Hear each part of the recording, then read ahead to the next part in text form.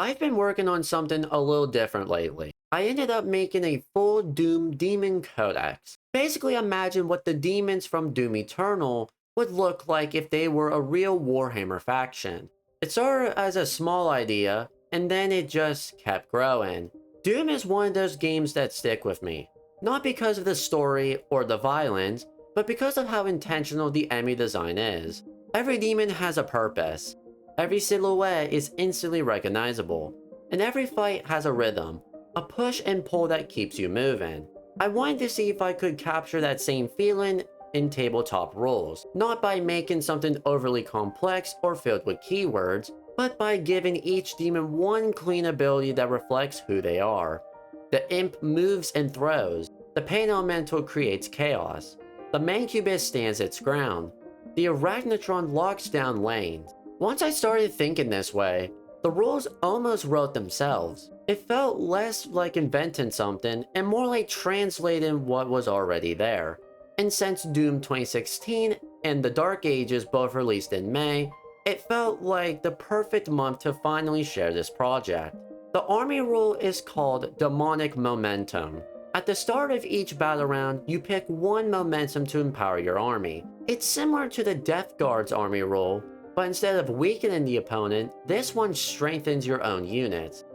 And each momentum can only be used once. That limitation gives the whole faction a rhythm, a rise and fall, a sense of pacing. One round might be about speed, another might be about hitting harder, another might be about repositioning or recovering.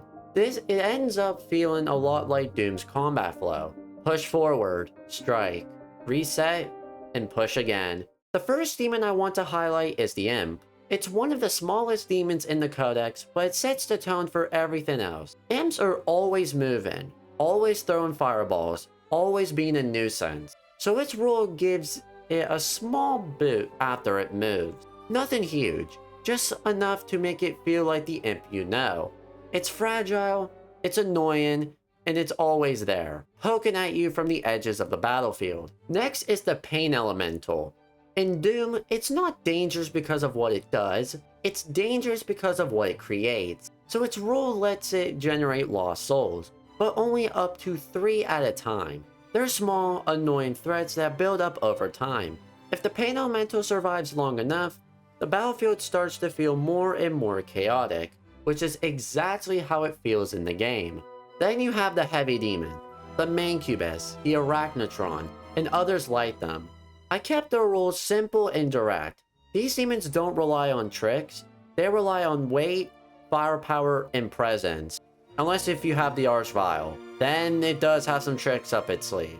They create a nice contrast with the faster demons, a sense of subtlety, a sense of inedibility. I also made a few detachments, each one inspired by a different part of Doom's identity. The first detachment is called Infernal Legion.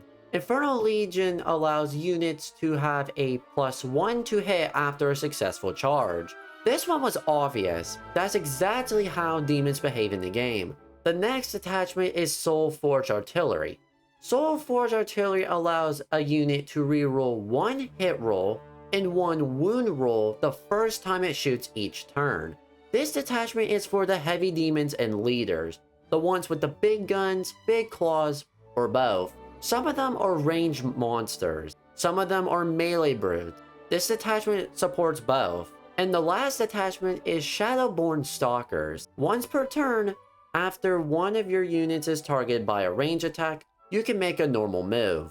It's a reactive, slippery playstyle, perfect for demons like the Prowler or Whiplash. Limiting it to once per turn keeps it balanced. Now, when I was making this codex, I did not want to include any of the ancient god demons, but I had to include the Dark Lord. Before I talk about the Dark Lord, if you like the content that you are watching, you know what to do. He's the centerpiece of the whole codex, the final boss, the ruler of the demon legions, the one everything else revolves around, and even the Primarch if you even want to go that far. I didn't want to overload him with rules, so he has an aura that strengthens his army and weakens anything that gets too close. He also gets to fight again when the fight phase ends. It gives him this heavy, oppressive presence, like the air changes when he's nearby. He ended up being one of the easiest datasheets to make, and one of my favorites. I've always wanted to do something like this, but I didn't think I've ever had the time or energy to pull it off. Seeing it all come together though, the demons, the detachments, the Dark Lord, it makes me generally proud of it. And honestly, it made me wish this was real. For now, it's just something I built because I love Doom and I love Warhammer. And I wanted to see what happened when the two met.